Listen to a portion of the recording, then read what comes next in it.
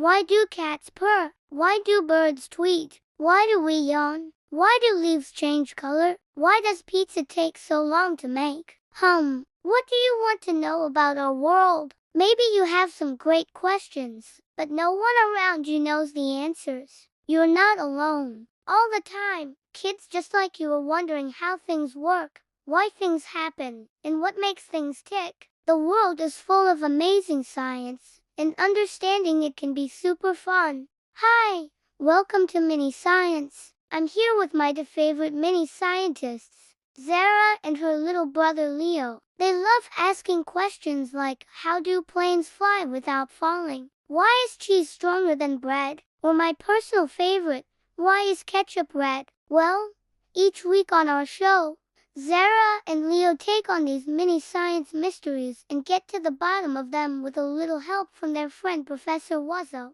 Together, they mix up bubbling potions, conduct experiments, and discover the science behind everyday things. Now, if you have ever wondered what a day in the life of Zara and Leo looks like outside of our show, well, today is just an ordinary day for these two. They're hanging out in their favorite spot, a bright, colorful room filled with all sorts of fun science toys and gadgets. Right now, Zara is reading a science book, but Leo is looking for something more exciting to do. He spots a beautiful blue feather on the floor and picks it up. He brings it close to his face and tickles his nose with it. Leo, achoo, achoo. Whoa, why am I sneezing so much? Zara laughs, bless you. Leo, looks like that feather made your nose super ticklish. Leo, but why do we even sneeze? Is it just because of tickles? Zara, great question. Sneezing is actually your body's way of protecting you.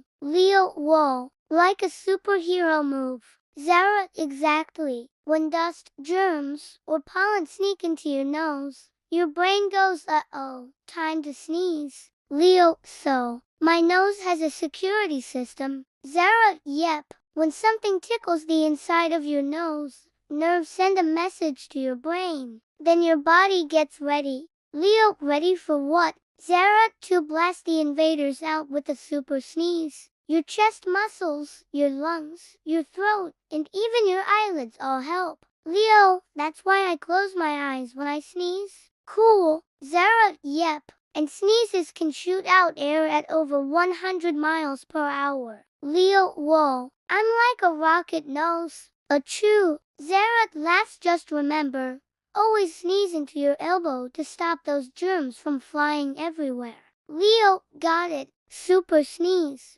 With super manners. Zara, that's science in action, Leo. Leo, thanks, Zara. Now I know sneezing isn't just funny, it's smart too. Now, if only getting the answers to your science questions was as easy as sneezing out the bad stuff.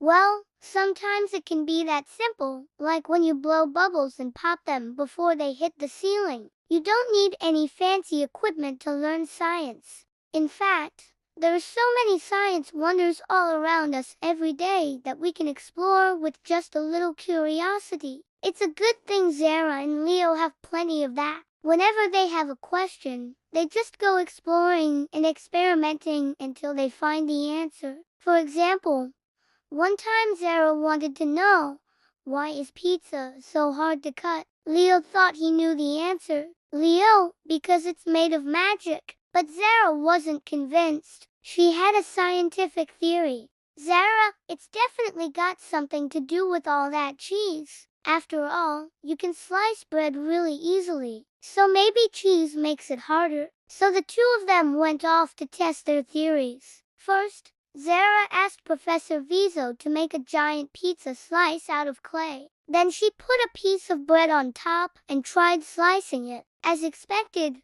the bread was super easy to cut, but then she took the bread off, revealing a solid block of cheese underneath. Can you see what Zara's getting at? When you remove the bread, you're left with just the cheese. If pizza dough is soft, stretchy, and gooey like cheese, it might be harder to slice. So the next step was to turn Leo's magic pizza into a solid block of cheese. With the help of Professor Wuzzo's special freezing ray, After letting it sit in the freezer overnight, they returned to find that the pizza had turned rock hard.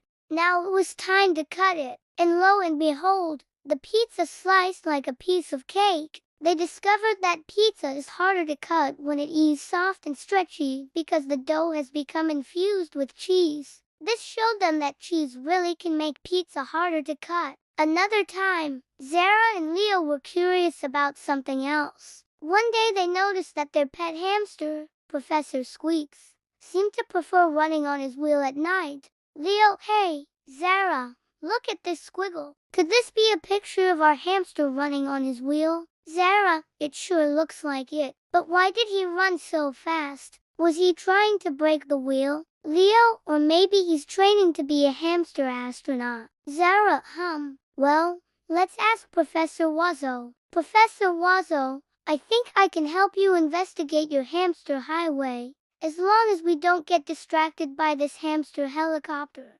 Ooh, Zara, thank you, Professor Wazzo. Now let's get to work. Now, they needed a way to track how fast Professor Squeaks was running. So Zara taped a shiny piece of paper onto the wheel. Then they watched as Professor Squeak started to run. Sure enough, the wheel looked like a giant merry-go-round under the flashing lights. Zara, look, Leo, the wheel is going around and around. Each time the edge of the wheel touches the paper, it makes a mark. So all we have to do is count the number of marks to see how many times the wheel turns. Then multiply that by the diameter of the wheel to figure out how far he ran. Leo, wait, I thought we were gonna use hamsters for space travel. Zara, we are, Leo, but first we need to do a little bit of science. Leo, okay. Now, after watching Professor Squeak run for an hour, they counted a whopping 324 marks on the paper.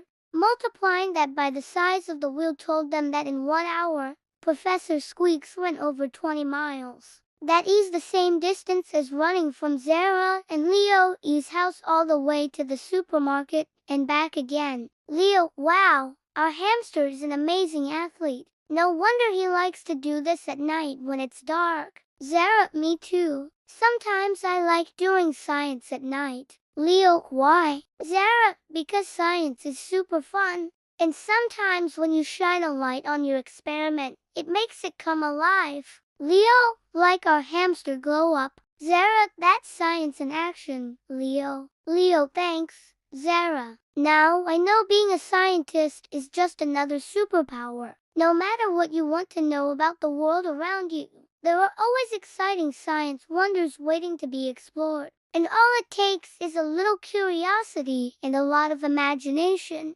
Who knows? Maybe one day you'll be just like Zara and Leo. Zara and Leo would like to thank you for being a viewer. They couldn't do any of their super science adventures without you. So remember to keep on thinking and keep on asking questions. You never know what amazing discoveries you might make. Until next time.